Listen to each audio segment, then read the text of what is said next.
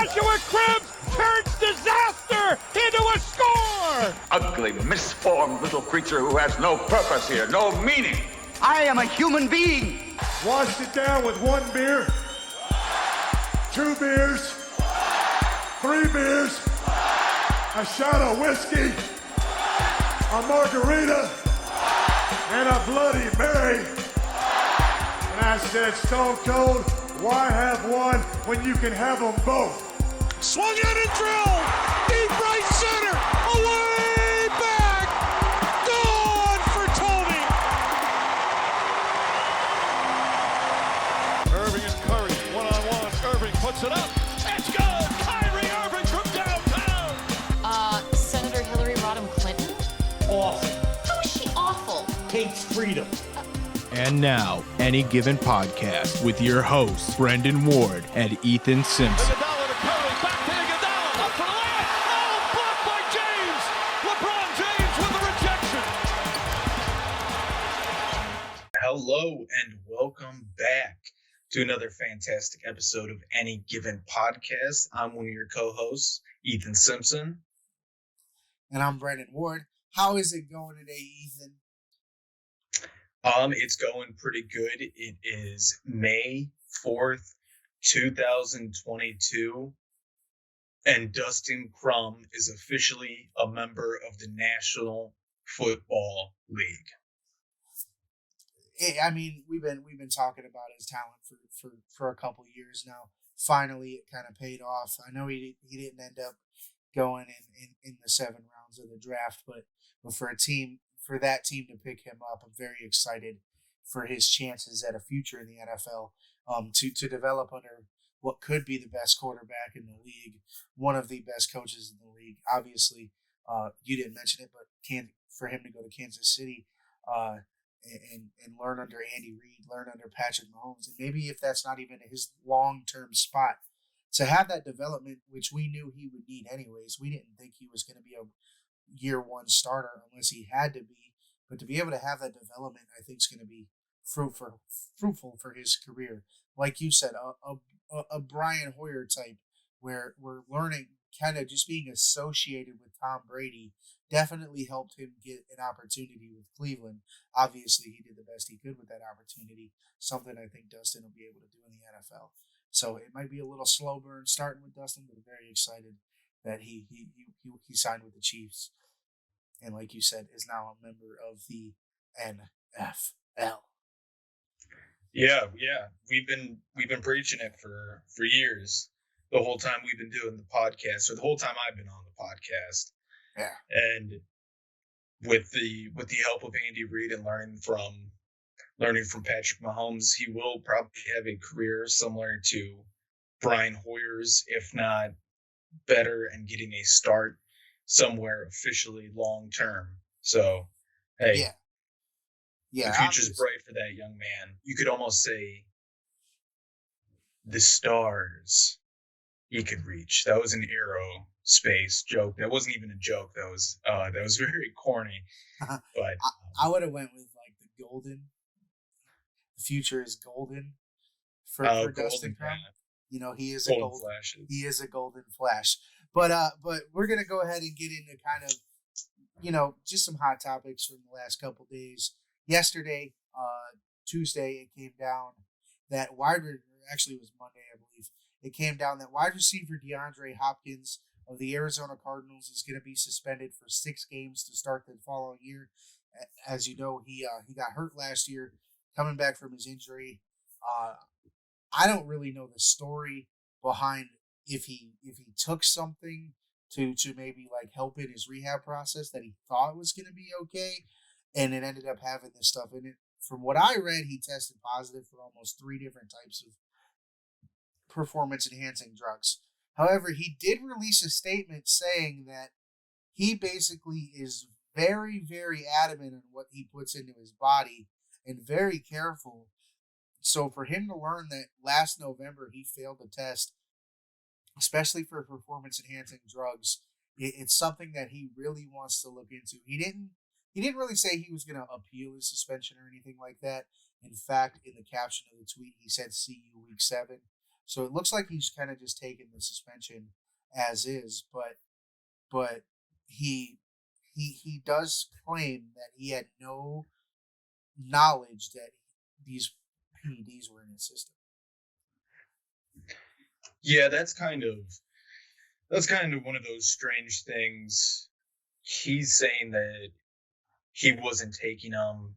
Maybe they were in something that he was taking, but that's really a tough one, because it's like, no, officer, I didn't know this quarter of pot was in my car. It's kind of one of those similar situations. It's almost passing the buck, and we've seen this type of thing before where people are coming back from a major injury. I believe prior to his retirement, Ray Lewis was coming back from I believe it was a tricep injury, and was using deer antler spray, and he ended up testing positive for performance-enhancing drugs. Also, Peyton Manning, when he was coming back from the neck injury to play for Denver, also got popped for something like that, where he was using what he thought was a natural product, and kind of got, he ended up testing positive for whatever at that point it was. But in other suspension news, Trevor Bauer gets suspended for the equivalent of 2 years worth of games. That stems from the I wrote in here kind of badly, and I'm not going to say it this way. They stem from the allegations that he took consensual rough intercourse too far, and that was at the time called a rape allegation when it first came down. Now, the LA County DA did decline to kind of pursue charges. However, the MLB comes down over the weekend and says that we don't want Bauer in our league right now. He's out for at least 2 years. Yeah, that's a tough thing with the whole Bauer situation, because there were no criminal charges filed. They went through the court case. He has how many pages of saved messages between him and the alleged victim.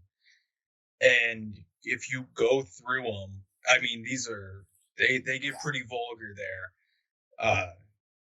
We try to keep this PG-13 here. Sometimes it gets a little closer to R, but we're not going to go X anytime soon here. Yeah. Okay. You can't get into exactly kind of what was said, and especially something like this where it's so touchy of a subject. Yeah. But what she was saying in there was never any messages of her saying, don't do that. You shouldn't have done that, blah, blah, blah. No, she was like, ooh, this is turning me on. Let's continue to keep doing this. Everything you're doing, keep doing. So it's just the whole messy thing. Like I said, those are some of those things you don't want to say too much on until everything's out there. But it seems like he put everything out there from their conversations. He had it all saved. And for the MLB to do this, a part of their domestic violence policy, it's kind of wild, because if you think about it, you had Chapman, you've had how many baseball players where things have come up when they go back to their home countries or yada yada, where they're getting into trouble like this. You know what I'm saying? Yeah. And there's no documented evidence of, hey, look, like this was just a weird, kinky thing that we were both into. And then once I got paid, she started coming out and saying this. So that's where it's a little iffy. And I think that they did the 2 years as well, because Bauer was online bad mouthing Manfred and all those, the rules in the MLB and whatnot. I agree with you there. Unfortunately, Bauer's kind of presence in, like you said, society, whether it be social media or kind of talking, is probably what led to being is what is one of the largest suspensions baseball history. Yeah, which is also, like I was saying, that's also absurd. That this is one of the largest suspensions in baseball after a crazy amount of stuff that has gone on in the 100 and how many years of professional baseball. That this, with his documented evidence that it was consensual, is the biggest suspension. I don't know, man. I don't know. Let me just say, do I agree with the 2-year suspension? No. He hasn't played in 2 years already. Yeah, is there a time served? Right? Yeah. Is there time served? Yeah, was this a 4-year suspension? Essentially. I don't know. Essentially, Yeah. and my question is the Dodger contract then on pause? Because if it's a 2-year suspension and his contract's no longer on pause, it's time for Bauer to get paid again. And he's going to be very cheap. And you know who's very cheap? Yes. Yes. So we're not going to advocate for that right now. He's out for 2 years. We'll figure that out down the line. I agree with you. I think it's an absolutely absurd suspension. We are innocent until proven guilty in this country unless we play professional sports, especially baseball, which is still stuck in kind of old times where if I say it, if the commissioner says it, it goes. Unless you steal signs, if the commissioner says it, it goes. If you steal signs, you can crack a deal. You can negotiate. As long as you admit to it, you get to keep your trophy and your rings and all that. But if not, 2-year suspension. Yeah. It's for the integrity of the game, right? Yeah. You know, just some trophy. It's just some trophy. Why would we take it away? The commissioner's trophy. Another thing that they were saying is allegedly there is a stalking case in Ohio from when he was either with the Cleveland Indians or the Cincinnati Reds. So that is potentially a part of Manfred's decision for the 2 years. That is what I've heard rumored online from different people in sports media. So who knows if that's going to come to light or if they investigated into that. I would say take it with a grain of salt, because if there was a stalking case, I feel like it would already be out. Media would have a field day with releasing that information just to kind of add to the character that is Trevor Bauer. Right. That's kind of all I have on this. Like I said, it's a touchy subject. Can't get too far into it.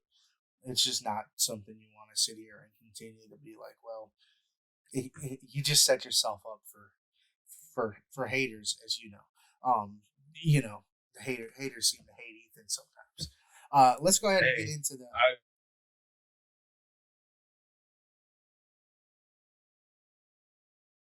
And we are back after some technical difficulties. You know, the Wi-Fi out. Yes, we did pay the bill, but Spectrum decided that they didn't want to cover us for a little while. We are back. We finished kind of our conversation on Trevor Bauer and DeAndre Hopkins. So we're going to go ahead and get into the NBA. The playoffs are here, Ethan. How excited are you that we're kind of getting to meaningful basketball? I mean, it's extremely exciting. It's still kind of the same teams, but what do you expect when it comes to playoff teams? You know, you're not going to get different teams every single time, but it's good to see some certain teams are not in there again, like they always are. But I'm excited. It's some good teams, some teams you didn't expect. They're looking good. Yeah, I'm very excited because you got to see like the Pelicans go up against the Suns and actually win 2 games in that first round.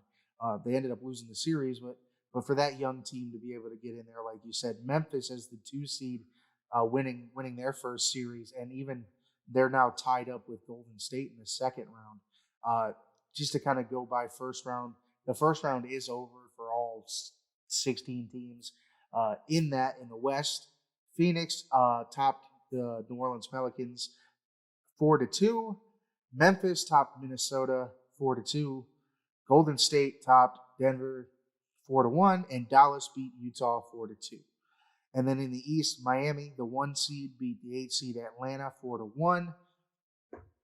The 2 seed Boston Celtics, we talked about this last week, ended up sweeping the Brooklyn Nets, which is just funny to me, 4-0.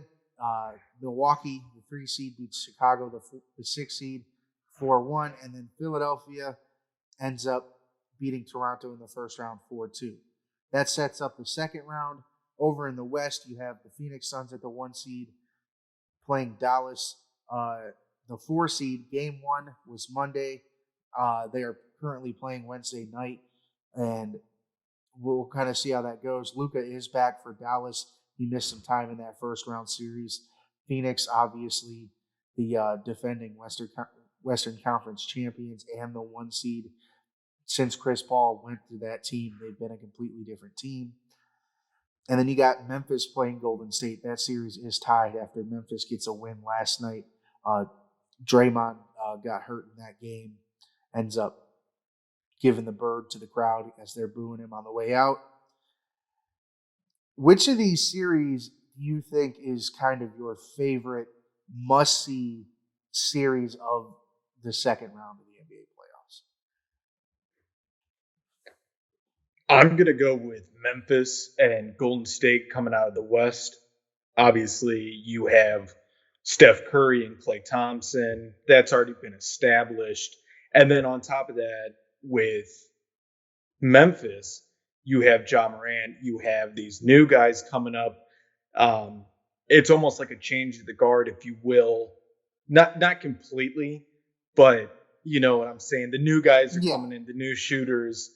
And I think that's going to be definitely the one to watch out of the West. Just because Phoenix and Dallas, we've seen those teams before. And, I'm definitely going to go with Memphis and Golden State just to kind of see who does better, Ja Morant or Steph Curry, when it comes down to putting up numbers each night. 47 from Ja Morant in game 2. There you go. That guy, I think New Orleans is kicking themselves for picking Zion Williamson over him right now. Ja Morant looks like a budding superstar, and I'm not talking just middle of the line superstar. I'm talking superstar Giannis, LeBron, Kevin Durant, Steph Curry. These guys that have led their teams to championships. It seems like Ja Morant is on that trajectory. I agree with you that Memphis Golden State series is very interesting, but I'm going to go over to the East. And to me, this Miami-Philadelphia series is very interesting for one reason. James Harden. And the reason I say James Harden is because Joel Embiid is out with an occipital bone fracture. That's kind of the bone right here in his face. And he may return in this series. But James Harden, I believe, and is kind of touted as one of those guys, one of those elite level NBA players. At least he's supposed to be, like I said. Here's the time to prove it. And he hasn't. And the reason I say he hasn't, because a notification just came across my phone that Miami took a 2-0 series lead. So James Harden couldn't step in and fill in for what might be the MVP in Joel Embiid. And I know it's big shoes to fill. Joel Embiid's pretty good. But I don't think this Miami team's that good. I know they're the 1 seed in the East. But why? Like, is Spoelstra just that good of a coach? Do Jimmy Butler and Tyler Hero scare the crap out of people? Please, I pray to God, the Miami Heat play the Phoenix Suns in the NBA Finals, because we will be celebrating a Phoenix Suns championship on this podcast, and I know you're a Suns fan. Yeah, I'm super excited for that. I mean, hypothetically, I'm super excited for that because I absolutely despise the Miami Heat. I probably will never like that team however long I live, just because of the decision. And you know me, like you said, I'm a big Phoenix guy. I don't know how many times I have to say it. Some people still don't believe me, but I'm a big Phoenix guy. We have receipts, man. You were telling me you liked the Suns before they made the finals. Go back and watch that season 2, bro. The receipts are there. The receipts are there about Dustin Crum when he starts being good in the NFL. The receipts are gonna be there when the Phoenix Suns win the NBA championship this year. The receipts are there. Tell them. Oh, absolutely. Hey, I'm on record saying this, folks. Okay? Right? You don't have to call my lawyer to find that out. That is evidence for sure. But like you were saying about the Miami Heat, I think they're frauds.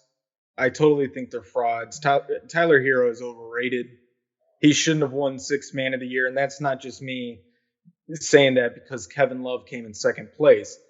Kevin Love, if you watched any games this season with Kevin Love, he worked his ass off. But to get back to the Heat here, I think they're frauds. You saw that meltdown that happened with Jimmy Butler trying to fight everybody on the sidelines. When you're trying to fight your coach, it's terrible. Right? And Rick is not that good of a coach. I've been saying that since LeBron was in Miami. Everybody thought he was such a great coach. Yeah, because he had Dwayne Wade, LeBron James, Chris Bosh, he had Birdman, he had all those guys around him leading the team. Do you think Tyronn Lue is actually that good of a head coach? No, he's got a ring. Why? LeBron. I personally don't say Tyron's a good coach, but it is kind of said around the NBA that he's really good. It's the reason he's got the job he does now. I don't know why, because like you said, he kind of rode that LeBron's ride in Cleveland to an NBA championship. And I know like he changed the direction of the team when they fired David Blatt, but he coached that year for half a year and won a title. So I agree with you. Tyronn Lue, Eric Spoelstra, victims of circumstance is why they have what they have, to me. Yeah, I mean, look at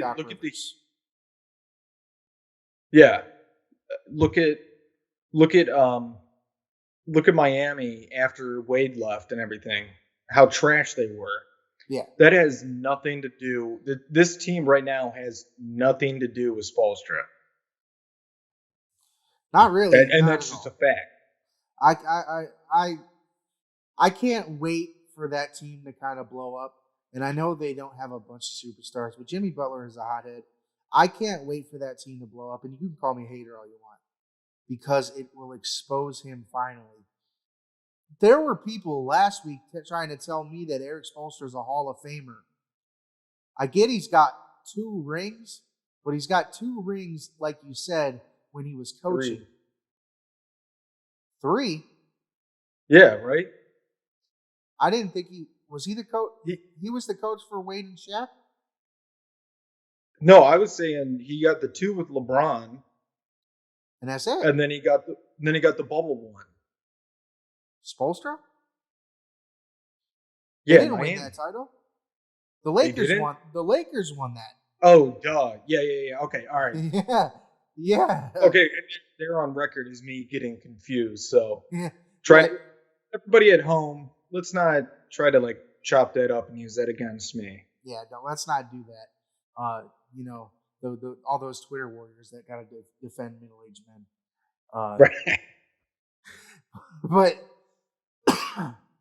I want to get into the draft, man. It was the big news and story of the week. It's been almost a week since it happened, and we haven't got a chance to talk about it yet. We've got a couple storylines, and then we're going to talk Browns draft because that's what we were interested in watching it. That's what we paid most attention to. That's where we're going to be able to give the best takes. First storyline from the draft, after weeks, months of everyone saying that it was either going to be Kayvon Thibodeau or Aiden Hutchinson at number 1, or maybe a quarterback if somebody reached that far. Trayvon Walker goes number 1 to Jacksonville. Did Jacksonville go ahead and screw up yet again? Well, that was a reach at 1. But like I've been saying, they've been working on that offense and every aspect of trying to come back. It just seems like everything that Jacksonville does backfires on them. Yeah. Like, I mean, the jury's still out on Trevor Lawrence. I personally don't think that he's going to be anything special. But they also – sorry, go on. I was just going to agree with you. I don't think he showed anything last year. And I know Urban Meyer was a trash coach and not a great situation. But I don't know if he showed that many flashes last year, like you said, that he's going to be special. And he's supposed to be the next coming of Peyton Manning. Yeah. Jury's still out on that. I don't – like you said, I don't see anything special. He didn't do anything that caught my attention except for – a Head and Shoulders commercial. That's about it. I've said this since he was in college. I don't think he's that good. To be honest, he had that whole Clemson team around him. Pretty much just taking the reins, and he was just there. And everybody's like, well, look at his record. Look at his record. Look how many games he's won in a row. Blah, blah, blah. It's awesome. How many games did that team win between the last 3 quarterbacks? Yeah. I mean, yes, that's a fantastic program they have at Clemson, without a doubt. Obviously, one of the best in the country. Yeah. But does that translate when he's alone in a new team without that program, without those coaches, without Dabo, without those linemen and receivers and defensive backs and all that? Does that translate? Because I haven't seen that translation happen. I don't think it does, because I think in college, Trevor Lawrence regressed. His freshman year, they win that title, and he was on top of the world. Best ever. One of the best quarterbacks we thought media, everybody said that we thought we've seen in terms of pro-ready guys freshman year. He didn't really look like that guy senior year when he was leaving. Right. Sure, they were still good, but like you said, how much is that program pumped out into the NFL? So many guys. Hunter Renfrow has dug himself into that solid slot position there in Las Vegas, and he might be even scarier now that Devontae Adams is there and is going to command attention. Mm-hmm. I think Vegas could be really good this year. They just play in a very hard division. So we kind of got carried away with that. But yes, I agree. Big reach for Jacksonville at 1 there with Trayvon Walker. I get it was a defensive pick, but for months since the college football season ended, we've been told that these other 2 who play the same position were clear-cut number 1s. You could go with either of them and you'd be all right. Kayvon Thibodeau ends up sliding to 5 and goes to the New York Giants.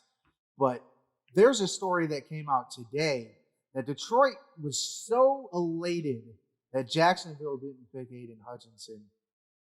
They got in trouble for turning in the draft card too fast. That's hilarious. Because they're trying to make it all suspenseful, let everybody talk, fill up 4 hours. Right, yeah. Fill up 4 hours on one round. That's why they get behind on Thursday night. Because they got to make a production out of it, man. Honestly, I think the first round of the draft, what's it, 32 times 10? I'm not doing that math. That's a lot of math. 320. So 3 hours. Right. Yeah. It shouldn't even be. Should not take that long, because like you said, we know what the best available player is, and if that's what you're going with, just pick him. Pick who you want. You know who it is. it doesn't take you 10 minutes to decide. And if you're waiting till the 10 minutes that you're on the clock to decide who you wanted to pick, you probably didn't do your pre-draft prep in the first place. But we're not going to get into how teams should treat their pre-draft prep. We're going to get into quarterbacks. Only one quarterback taken in the first 2 rounds. It happens to be Kenny Pickett to Pittsburgh. Then in a surprise, Desmond Ridder from Cincinnati is the second quarterback off the board to Atlanta. Malik Willis doesn't go until round 3, pick 86 to Tennessee. The reason I bring him up is because Malik Willis was talked about as potentially a top 10, maybe even top 5 pick. If Jacksonville didn't have the number 1, he might have been talked about as a number 1 overall pick. Doesn't go to the 3rd round. Weird quarterback draft because I don't know, and I can't think of any time in the now 18, 19 years of watching football that I've watched a draft that just put quarterbacks to the side almost. They weren't a priority. And it was interesting. Yeah, and I think a lot of that has to do with a lot of teams already have their quarterbacks or traded and picked up a free agent, or they're waiting for a team to find the right price and quit trying to punish their franchise quarterback that they drafted number 1 in 2018.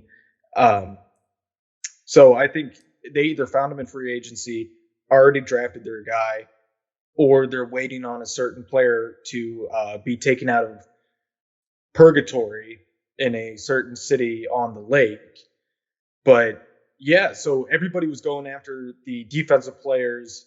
You know, they were going after their linebackers, their linemen, cornerbacks, and their wide receivers, and especially offensive linemen. But it was almost like nobody really cared about the quarterbacks except for the Steelers when they, jumped on Kenny Pickett right there. I think that was a total PR move. I love just it. Because, yeah,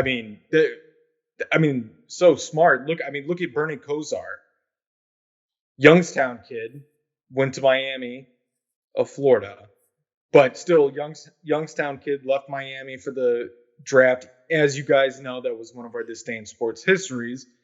But look at his reception in Cleveland. I don't even love it for that because I could care less about the Pittsburgh Steelers and what their quarterback is perceived at. I love it as a hater. Oh, gotcha. Okay, And here's why. The Pittsburgh Steelers picked Kenny Pickett at pick 20. He wasn't everybody's clear-cut number 1 quarterback. There wasn't another quarterback picked for a whole nother round and a half at least.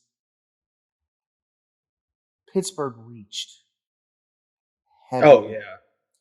Heavily. And for the first time in what I can say in probably my football viewing experience, if this fails, Pittsburgh is gonna get demolished. They will be ripped to pieces because you reached, like you said, just because this guy played in the same building as you in college. Yeah, absolutely. And what a classic Steelers fashion would be too, because they have no clue what a bad quarterback is or what a failing quarterback is. They've seen what Mason Rudolph, some of those guys, and they're just like, oh, whatever, second string, we don't have to worry about it. Yeah. This year they do. This year, if it doesn't work out, they're at the bottom of the best division in football. Yeah, and they just tagged out with the Browns. Pretty much. And you know what I'm saying is, like, they don't know what to do at quarterback. They have no idea what they're doing at the quarterback position. Because don't get me wrong, Mitchell Trubisky is a good quarterback, but he's a good backup quarterback. Look, I love the kid. He's a mentor Cardinal, whatever. I don't love the kid. Could care less, actually. Love the fact that he's from Northeast Ohio. That's the only connection I have with that guy. But he's a good backup quarterback. And then what are you going to do with Kenny Pickett? Because you already gave up Josh Dobbs. You're going to put Mason Rudolph back in? The 10-year experiment that you guys keep going on? I know it's obviously not been 10 years, but it feels like it. Yeah, well, that's kind of my point. How can they not play Kenny Pickett? They reached for him. He's the only quarterback selected in the first 2 rounds. He's got to play. You can't play Mitch. You can't. You got to prove that this guy was worth the number 20 pick right away. You're the Pittsburgh freaking Steelers. This doesn't happen to you. Oh, I absolutely. I mean,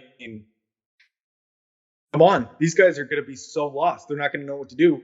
They're going to turn into Yankees fans. Gone to Super Bowls, bro. Because of Super Bowls, bro. How many wins have the Steelers gotten against the Browns, bro? Dude, Yinzers are crazy, bro.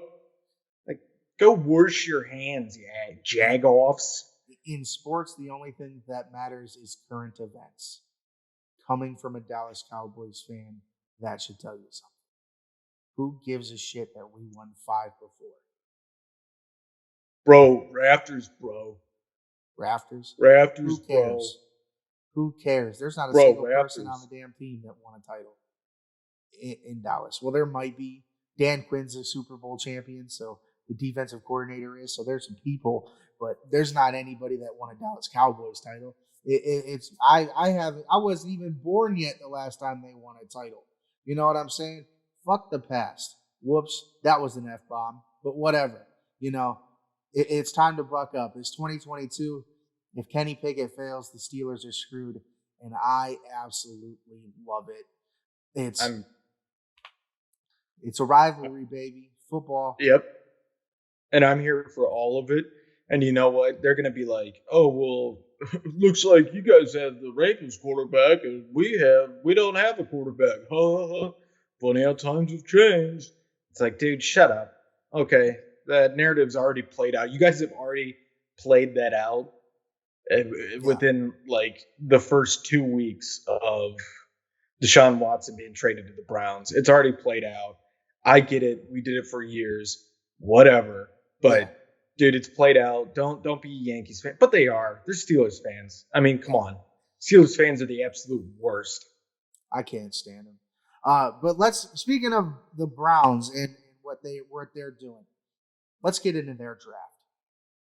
They were originally scheduled to not have a first round pick. They kept that as is, but they were supposed to pick at pick 44 on night 2 in round 2. Andrew Berry says, no way. I'm going to trade back, collect a few extra picks this year. I think he got a 3rd and a 4th to add some people. So the Browns don't pick until round 3, pick 68.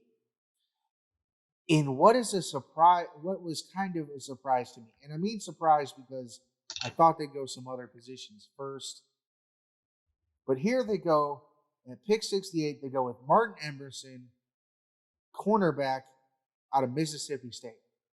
He was described as a kind of a bigger guy, a sure tackler.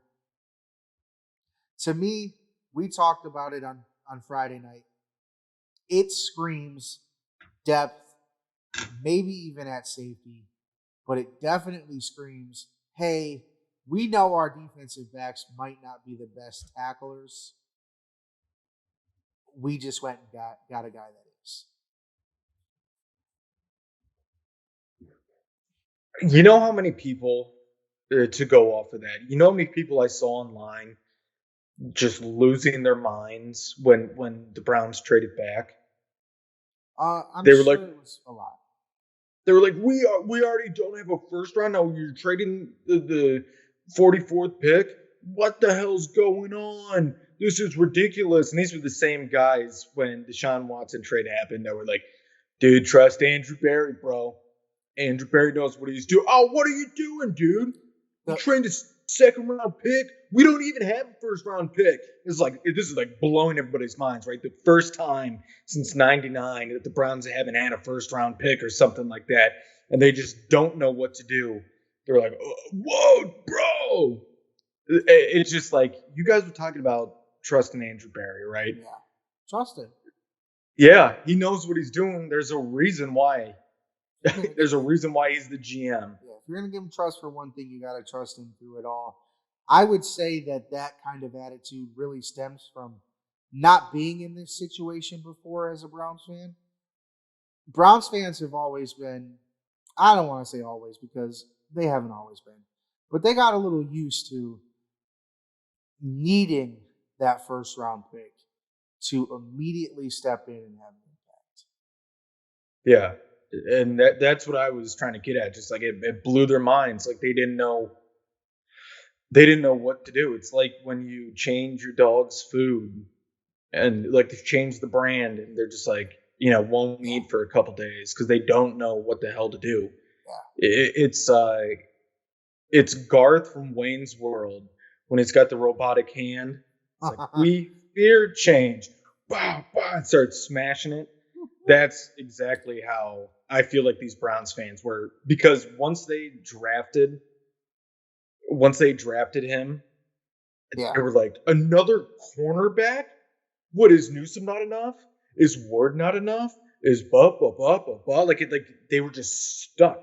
Like they didn't know what the hell was doing. This was actually a good pick. A pick that they needed. This wasn't another random quarterback or running back or wide receiver. This is a position player, and it blew their minds. It's just so wild.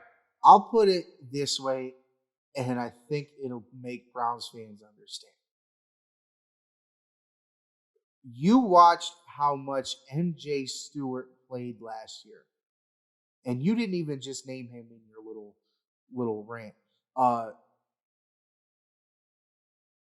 This guy is MJ Stewart's replacement because he's gone. MJ Stewart played a lot of football for the Browns. Not even to mention that they traded away their nickel corner, Troy Hill, right after the draft to the Rams. They knew they needed a cornerback, and that's what they went for in round 3.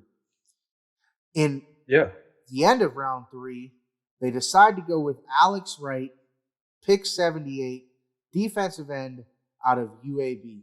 Another guy that's a depth guy, could be the starter opposite of Myles Garrett, depending on the re-signing of Jadeveon Clowney and how that goes. I, the other day, was listening to the radio, and they had the UAB coach on talking about Alex Wright. High motor guy, great off the field guy.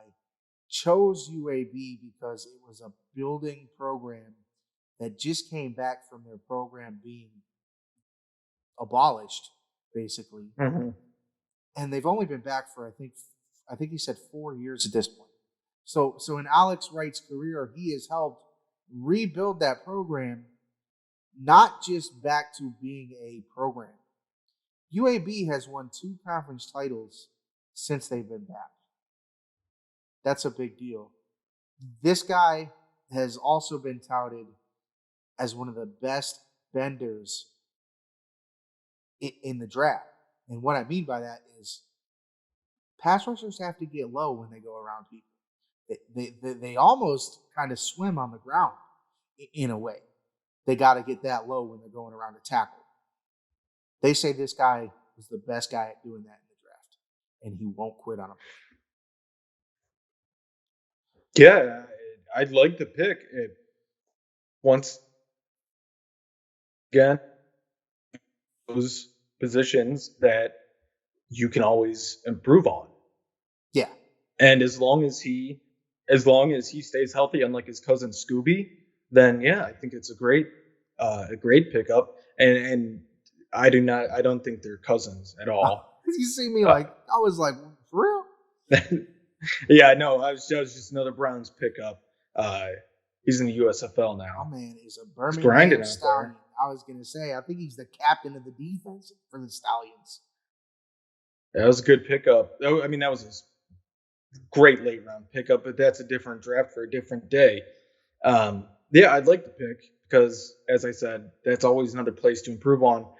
Because what's the worst that happens here?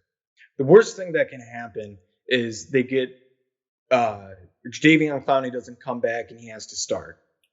Okay, but then he's working out. Who's he working out with? Myles Garrett.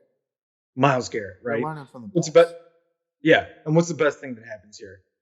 We get Jadeveon, or they get Jadeveon Clowney back, and he sits behind Clowney and learns from Clowney and Myles Garrett. So essentially, one's a good win, and then one's a great win, right? Great win is they get Clowney back. Yeah. But we can settle for him still just learning off of Myles Garrett all summer. So either way, it's a win-win here. I would really like him to learn from both of them because Clowney is really good at run stopping and Myles Garrett is really good at pass rushing. Well, Myles Garrett's really good at everything. But Jadeveon Clowney, I think, more now definitely is a run stopping defensive end more than a pass rushing one. He can still rush the passer, don't get me wrong. But like you said, just a guy that if he needs to step in and start, then whatever. I'm confident that he'll get the job done. But I'm always for a rookie sitting behind Jadeveon Clowney and coming in to spell those guys. Look, the Browns lost a lot of defensive linemen. Defensive line is always a place that needs depth. Malik McDowell, I don't even know what's going on with him. He might still be in jail. Obviously, that stuff happened down in Florida where he was in the nude fighting people. And so just a good pickup for me. The end of round 3, pick 99. This is the first pick I think the Browns took that they actually started with at the start of this draft. David Bell, wide receiver, Purdue. I love it. And the reason I love it is because in the Big Ten, he was kind of under the radar. Despite the fact that he won the Big Ten's Wide Receiver of the Year award. It's not called that, but he won the award.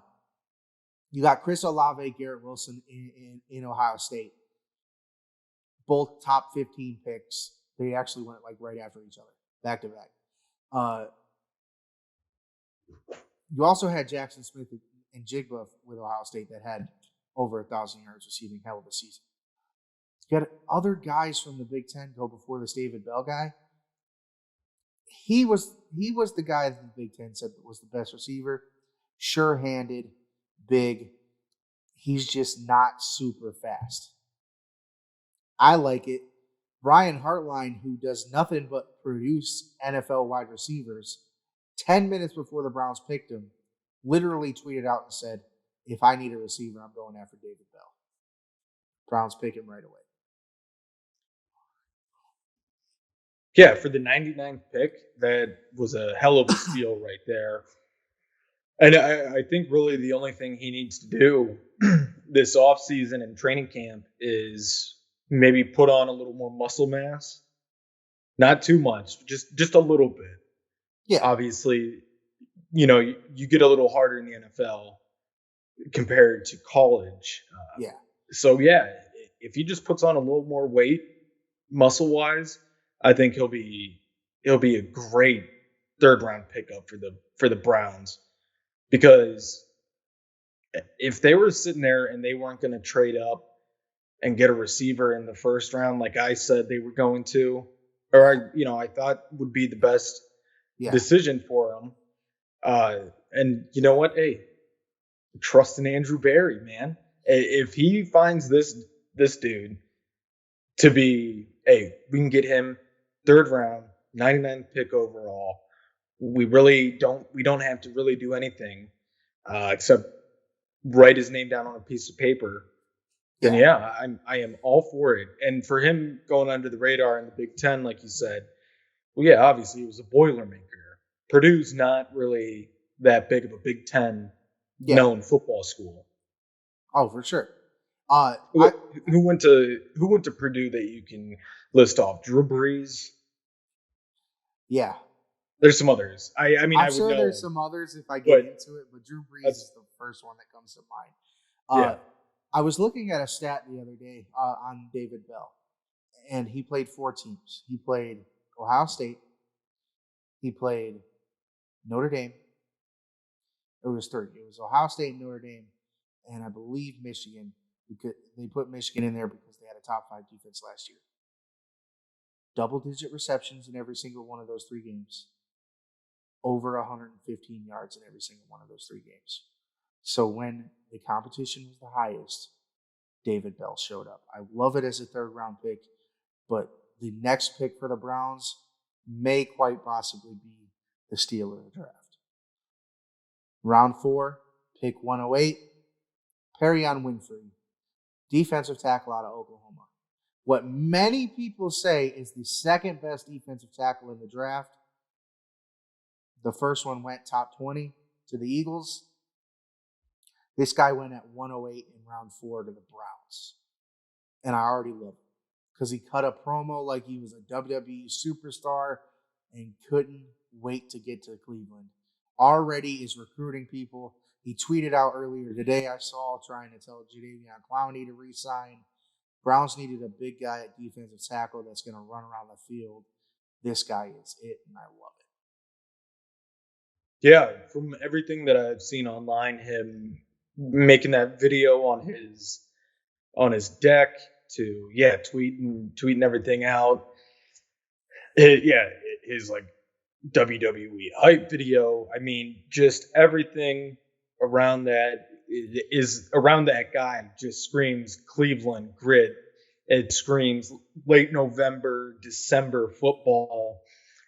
Snow coming down on the field, the wind just cutting through the 20 layers and 10 jackets you have on coming off of Lake Erie. And I'm saying that that AFC North NFL grit that you see in Cleveland. I love it. That was a great pick. Everybody online was talking shocked that he went so late, but I'm happy to see him in orange and brown. Me too. And then the next pick, a lot of people are going to say probably shouldn't have happened, but I think I like it as well. Round 4, pick 124. The Browns go kicker. Cade York out of LSU. Too many people advocate for not picking kickers. I like it for the Browns here because for the last 2 years, it's been a revolving door of kickers. A couple games might have even swung different ways if there was a reliable kicker. So what do the Browns do? They take this random round 4 pick and they say, hey, I'm going to go get the guy who in the last 4 years of college is the best guy in the NCAA at hitting 40 or 50 plus yard field goals. 91% for his career at LSU in long field goals. The Browns haven't had a consistent kicker since number 4 left, Phil Dawson. I like the Cade York pick. Yeah, I like it too. They were, after they picked him, it was all over Twitter and Instagram, the 57-yard field goal he made in the fog. I like it because, like you said, how many games would have been different if Phil Dawson was still our kicker or we had a reliable kicker and it wasn't just another merry-go-round clown show of kickers for the Cleveland Browns. They might win the division. Yeah, and hopefully this isn't another Zane Gonzalez situation or Travis Coons or I could just list off how many different kickers there are that have come through and just been trashed and been tossed out 2 weeks later. It's not a respected job, but it's a hard job, man. And that's why. Right, because everybody loves you when you hit that game winner, but you miss it, or every other 364 days of the year, you're just the dude that, you just kick a ball. But once you win that game, then, oh my gosh, you're being carried off the field. You look like Rudy, and you're the greatest ever because the defense or offense couldn't hold up throughout the whole game. Yeah, it's a thankless job, like you said, until you put the 3 points that put you over the top as clock winds down. And even those spots are rare. Those don't happen every single game. They don't even happen every single week. In what we get 16 games a week, they don't even happen every single week. The next pick, getting in round 5, pick 156, the Browns go running back Jerome Ford out of Cincinnati. I know we've said we've liked all the picks, but I like this pick because it's Kareem Hunt's replacement. Jerome Ford, when Cincinnati made the playoff last year, was talked about as one of the best backs in football, in college football. Now, there were Kenneth Walker out of Michigan State had the better stats, but Jerome Ford, an Alabama transfer that went to Cincinnati, lit up everybody he played and helped carry that team. A lot of people will say Cincinnati was Desmond Ritter's team. I think it was Jerome Ford's. Now he gets to sit behind two of the best running backs in football. And when Kareem Hunt's ready to move on because he'll want to get paid and be a starter, Jerome Ford steps into that role very nicely in a couple of years. This pick, like I said, like most of the picks that the Browns made this year, was a depth pick, and it's going to pay off because it's going to be cheap in 2 years when they're going to have to start paying other people big money. And they're going to have to start cutting people like Kareem Hunt. 156th pick, round 5. That's when, a lot of teams go wild. Yeah. And, if he's there and in that round, he's there. So take him. Yeah, and like I said, I understand why people might head scratch why the Browns might pick a running back. Chubb, Hunt, Johnson, and Felton. But Jerome Ford he can play special teams, but also he can do everything Kareem Hunt can do. Another guy that just, if he would have went to a bigger school, might have been one of the top 3 running backs in this draft class, I personally think. Now we're going to get into the first pick that I wasn't the biggest fan of. Round 6, 202, Michael Woods II, wide receiver out of Oklahoma. I know the Browns needed wide receivers, but I think there were other ones that were just better that were available at this time.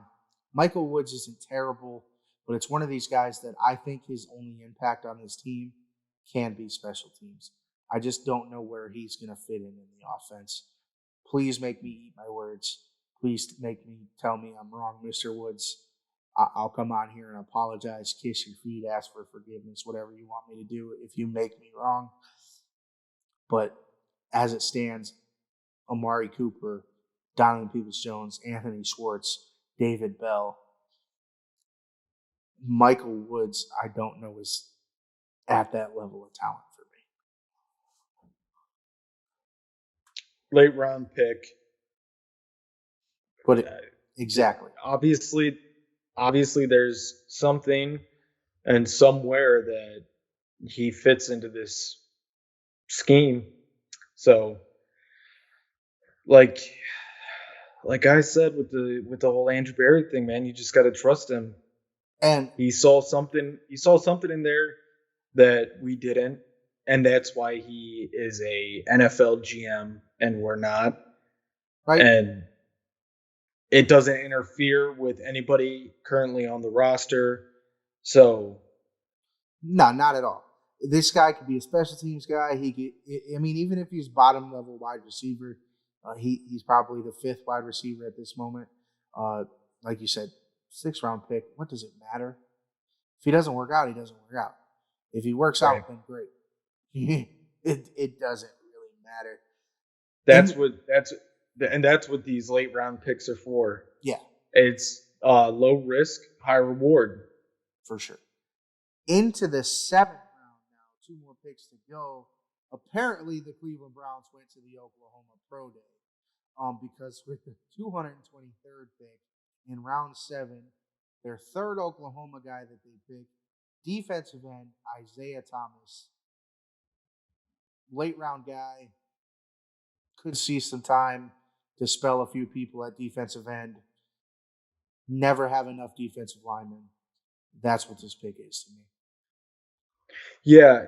The only thing that I found strange about this pick is they picked a 5'8", 215-pound defensive end who's like 35. Kind of strange to me, but maybe they saw him, playing down the road at the field house. Oh, nah, I'm thinking of that. That's not the same Isaiah Thomas. No. Well, then it's kind of strange that they got somebody who's already in a professional sports Hall of Fame and is about 70 years old. Not that one either. Oh, okay. Which Isaiah Thomas is this? He's about, I don't know how tall he is, but he's about 280 pounds. And he rushes the passer on a football field. Gotcha. Okay, so not basketball Isaiah Thomas. No, he wasn't a Detroit. Not Hall of Fame Isaiah Thomas. He wasn't a Detroit Piston. Was he ever a Boston Celtic? No. Okay. From what I know, he's only ever been a Sooner. Well, and he played high school somewhere. All right, I'm getting bad intel here in my ear, so. No, man, we got to blame that one on T. T was like, man, the Browns drafted Isaiah Thomas. MJ, Michael Jordan is really going to take that personally. Oh, yeah. Well, when Isaiah Thomas was on the Cavs, all T would say was like, that's not the real Isaiah Thomas. And after about the 500th time, it's like, okay, we get it. It's got the same name. Not the Hall of Famer, Isaiah Thomas. He's literally named after him, though. Yeah, but it's just like, okay, got it. Like, I don't trying know. Trying to watch the goddamn Cavs game. I don't know the story behind this kid's name, the defensive end's name. I don't know if he was named after him, but Isaiah Thomas that played for the Cavs, quite literally the story is his dad lost a bet and had to name him Isaiah Thomas. Yeah, well, how about those two guys in the draft? Speaking of people both named after Akeem Olajuwon. I saw that. That's pretty weird. There have been a lot of Shaquille's too. Yeah. There was a guy named Kobe Bryant too. Yeah. Literally, and he was literally named after Kobe too. Yeah, but they completely spelled Kobe wrong. Yeah, like I don't cheese. know why. They spelled it like the cheese. Well, without the L. Yeah, that's what I meant. Like COB. I guess I should have said without the L. With the C then into Y. I started spelling it. And I was like, did they really spell it COLBY? I was confused for a second. I was like, really? No. I knew they spelled it wrong. If you're gonna do that and name your kid after somebody, just full on same spelling and everything. Why are you trying to be different? We're still calling him Kobe Bryant. Yeah, his name's Kobe Bryant. It's kind of there's one other Kobe Bryant. Yeah, for sure. And then their final pick 246, Dawson Deaton, a center out of Texas Tech. Another pick that's kind of like, hey, if we develop this guy and he works out at a position in center that they're going to start a guy in Nick Harris this year. J.C. Treader left. They released him. You might want to start developing centers because what if Nick Harris isn't good? Perfect example of just building up that depth at those positions. And why not? Such a safe pick. I'm just repeating myself for all these late round picks, but yeah, exactly. This guy might even be a practice squad guy, but it's a guy that you want in the building that's going to be able to develop into something. Hell, maybe even the best guy on the Browns offensive line, Wyatt Teller, before he came to the Browns, was just like what I think the Browns are doing to this guy. When he was with the Bills, he was just a practice player, bottom of the line bench guy. He came to the Browns, and he didn't even play that first year in Cleveland. Now he's a millionaire. Hey, there you go. You can't beat it. Andy's a staple in that offensive line. Yeah. And this guy, do you think he ever messed up and got locked into a equipment room when he was at Texas Tech? No, I think he's smart. Oh, you know what? That question could have went as well to the first round pick out of Mississippi State. Yeah? Yes. Why? I'm missing it. Jesus Christ. How did I literally had this all lined up. And my name just blanked on me. I bought his signed book for Ian. He was at Washington State. Jeez Louise. How am I blanking on my guy's name? Mike Leach. Thank you. See, now I feel like a jag off. You said because Mike Leach is one of, if not the actual best coach in NCAA, besides Nick Saban. But yeah, I remember the whole thing when he was at Texas Tech. This is just ran. If I would have remembered his name, it would have hit better, but I didn't. Remember the whole thing at Texas Tech when he was accused of locking players in like the equipment room? I do. Equipment shed outside. Now that you said his name, I do remember that. Yeah, that was the joke. That's why he wasn't at Texas Tech. That's why he left and went up to Washington State. And now he's in Mississippi State. I caught on now. Yeah. That was botched. I botched the hell out of that one. I would have, if this wasn't a podcast and it was like a stand-up routine or something, or just in person, I would have just left. Right. I would have just walked away. I wouldn't have even finished it. This isn't for me. I'm done.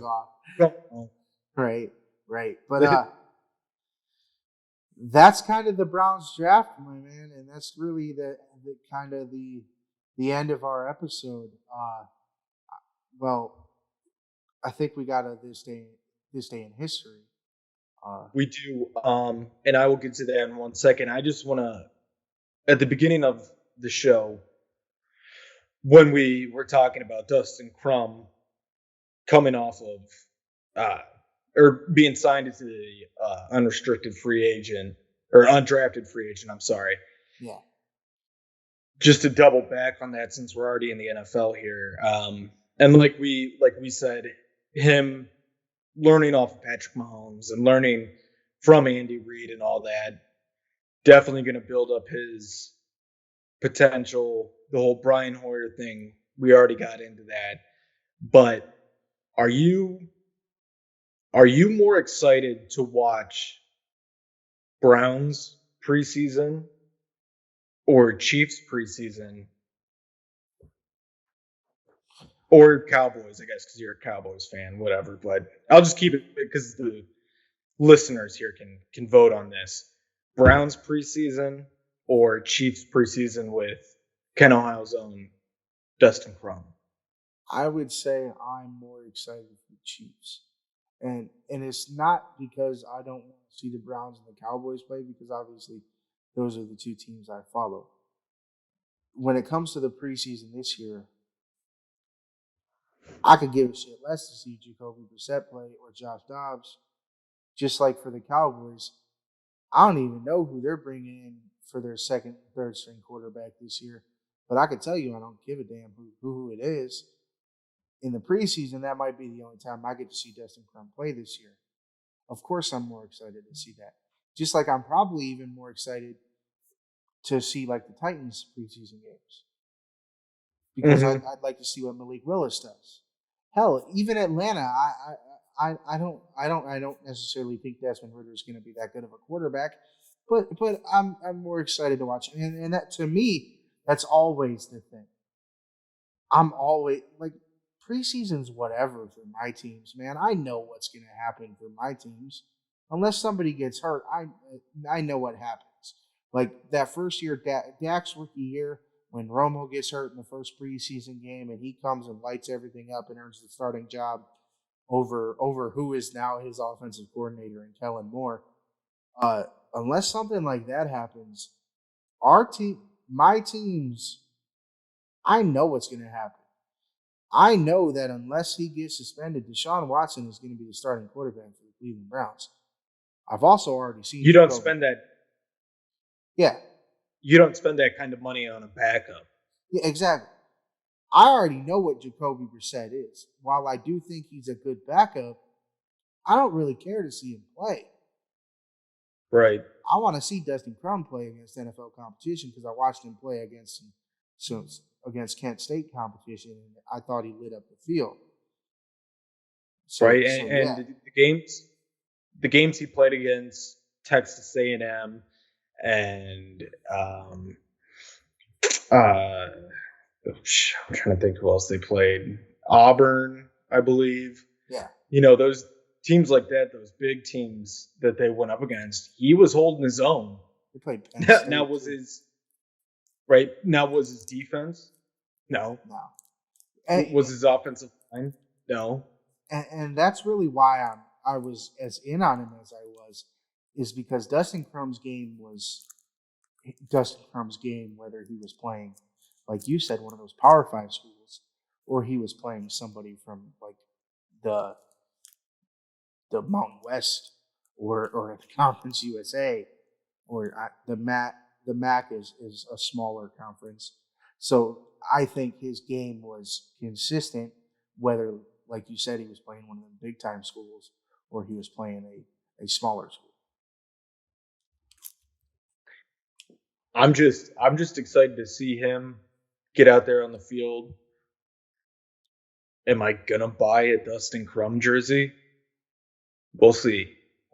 If I'm to purchase a NFL jersey in the near future that isn't from, never mind.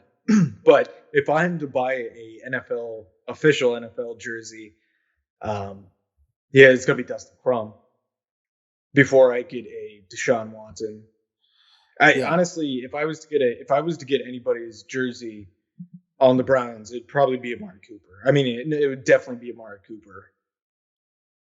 I think once he signs a long-term contract, it'd be David Njoku for me.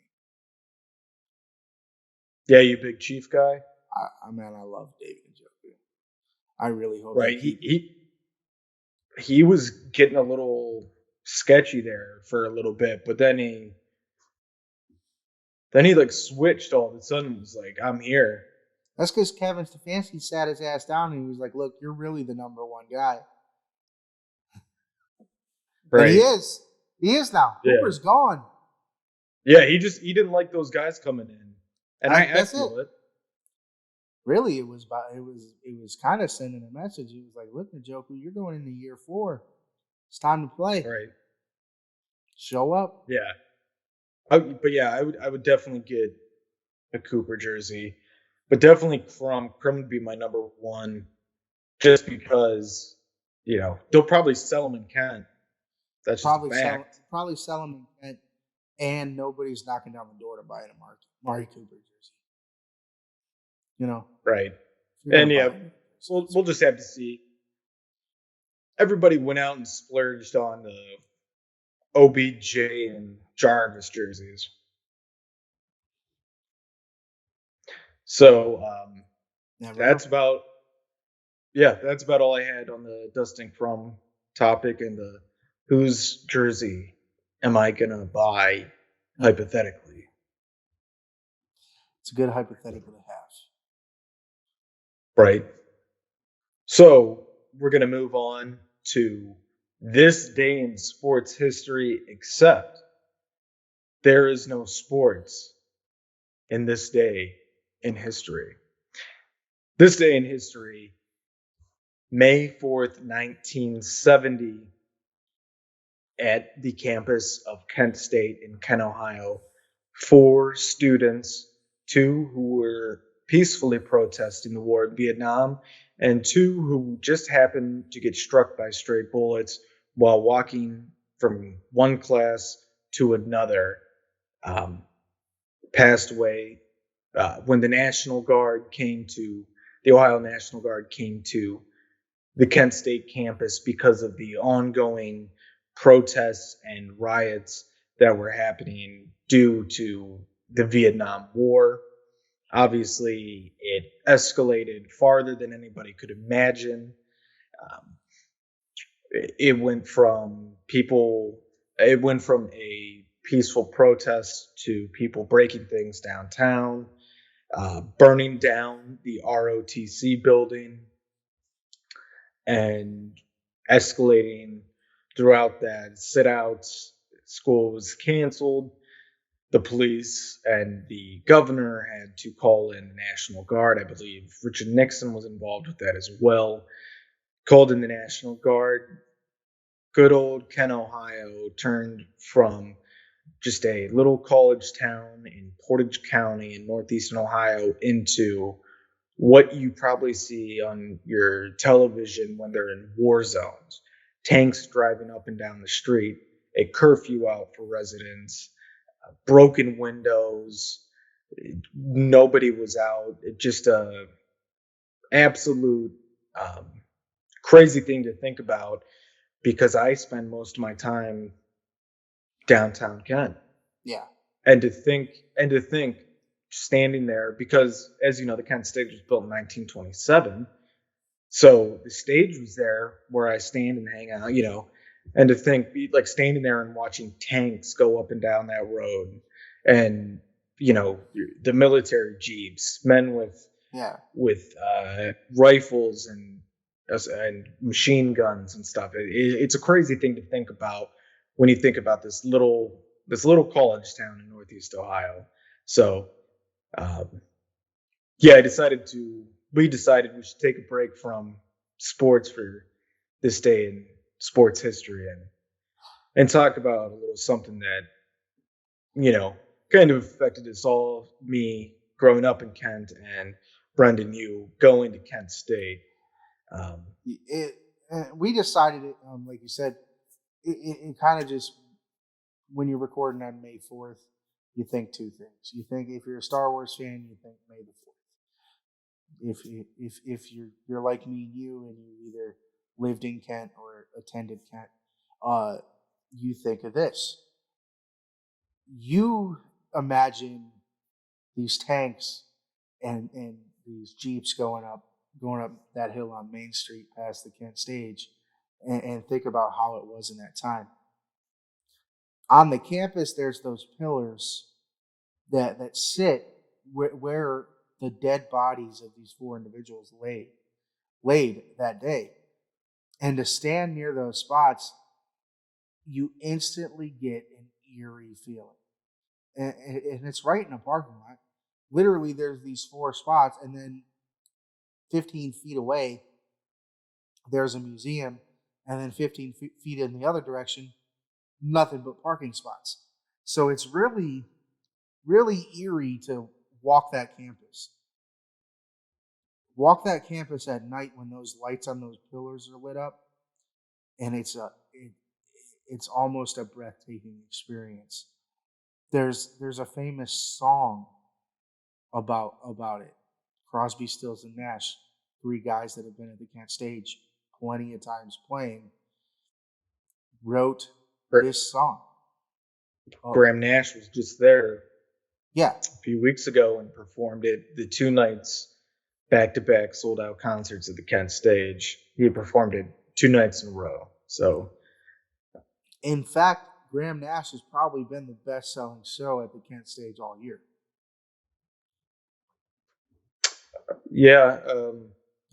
Just probably just because the 2 nights. Just because it was 2 nights and both nights were packed. Right, and also it's Graham Nash. Yeah, but for Dead in Ohio, I might even put it on I might even put it at the end of the show, just so you can listen to the lyrics. Listen to those lyrics, and I still get chills. First time I ever heard it, it almost scared me. Yeah, I think I've heard that. I heard that song probably, before I even turned 1, just because it's Kent. We might just have to put a link in the bio. Yeah, we'll put a link There we go. Because of the copyright. Yeah, I don't want to get copyrighted and not be able to monetize this at some point in the future. So we'll put a link in the episode description. I urge you check it out because it really, if you haven't been to the museum or the pillars or know the story or from Kent, the song really puts in perspective just how eerie, how scary, and how warlike Kent was on May 4th, 1970. And it was sad, and it's still sad. It's just, but today we remember it, and we remember those who lost their lives, like you said, peacefully protesting a war that we look back now at and might not even think it was necessary. Absolutely. And 2 of them weren't even protesting. They were going to either their dorm or from class to class and got struck by a stray bullet. Yeah. And so that's 2 of them weren't even involved with anything like that. They're just literally an innocent bystander, not even a bystander, just a innocent person, wrong place, wrong time. It's also one of the first examples we've ever had of a foreign war coming to American soil. And I know that I'm not like the Vietnamese and everybody that were fighting for that against us in that war didn't come over here, but our soldiers brought that war over here when they shot those 4 individuals. It's how it kind of, in to put that in their perspective. I know it's not exact, but in a way. Yeah, and then just a handful of days later, it happened to Jackson State. A similar type situation happened over there, but I think Kent State's obviously more known because it was, the first one to happen in such an impactful event, not only in the city of Kent or the state of Ohio, but also just the United States as a total. You go to Washington, D.C., you go into the Smithsonian, and they have a big placard of May 4th, sophomore year of high school. When we went down there, I was staying at the Smithsonian, in front of it actually, with some of my buddies, just messing around. People walking past, like, "Oh, Ken, that sounds like a nice place to live." And people were like, "Who the hell is this little fucking kid talking to me?" What? Oh, I just caught $1 in the swear jar. But It's all right. You know what I'm saying? It's just one of those. It was a major changing point in American history. So that's why it's such a big, impactful thing that people tend not to realize. A lot of, like, the city of Kent and Kent State, and a lot of people for years didn't acknowledge it because it was such a stain, a blood stain, if you will, on the city, on the campus and whatnot. But many years later, obviously, they were like, we need to obviously embrace this and let people learn from this, because it's one of those things, you try to erase history, it's bound to repeat itself. So yeah, just one of those things that now Kent State obviously embraces, or not embraces, remembers, yeah, commemorates almost. Commemorates. There we go. Yeah, that's what I was looking for. It teaches people about what happened, and it's a wild thing. But that's what I have for this day in history. Wild indeed. We would just like to thank you guys for tuning into this episode of Any Given Podcast. Where can they follow you, Ethan? You can follow me on twitter.com at ETH Simpson, CGOD. That's ETH Simpson, CGOD. You can follow me on Instagram, ETH Simpson. That's ETH Simpson. You can follow my main man, Brandon, on Twitter at BWardCLE. B.Ward52 on Instagram. Do not forget to follow the podcast. It's at Podcast Given on Twitter, Instagram at Any Given Podcast, Facebook.com/Any Given Podcast. Do not forget to subscribe to the YouTube. Look, we got 25 of you guys. We'd love a lot more. Hit the button. I keep putting the cards on. It's reminding you every 10, 15 minutes. Just hit the button. It's simple. It's quick. We'd appreciate it. I'll even send you an email thanking you. There you Personally. go. If that's what you want, if that's what it takes, let's do it. But again, thank you guys for tuning in to Any Given Podcast. You have a wonderful rest of you guys this week. God bless. Stay blessed.